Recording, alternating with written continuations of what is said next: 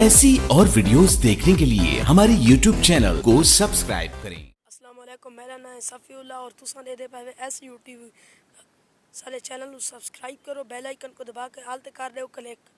Video अच्छी लगे तो लाइक की कर दो। ए 135 ट्रैक्टर खराब वदा छिकेंदा है, इंदा ड्राइवर घर गया वदा इस टाइम ते छिकेंदा रे किराए तू ते दे दे ट्रैक्टर को अंज के। ए 135 ट्रैक्टर है, ए इंदे पीछे छोटा करा लगा हुआ है ते आओ अंज के दे दे। ए इंदा है इंजन वगैरह बाडी है सेरा पुराना कहानी वदा ते ए ड्राइवर सीट है, ए स्टीयरिंग वगैरह है और ए गियर लीवर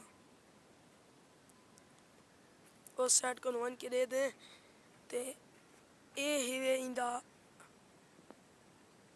अगला पासा ते ए इंदा दूजा पासा है ते ए टायर वगैरह ठीक वदा तकरीबन पिछला है ते ए देखो ए अगला टायर ए भी है ते ए ट्रैक्टर का ए टायर भी है। देखो ए पिछला टायर ही ज़बरदस्त वदा है ते इंदा ड्राइवर तो उन घर वदा कहानी साकू दो इजाज़त, किसी अगली वीडियो में मिलते हैं। अल्लाह हाफिज़। सारे चैनल को सब्सक्राइब करो, बेल आइकन को दबा के आल ते कर दो क्लिक। वीडियो अच्छी लगे तो लाइक भी कर दे। शुक्रिया।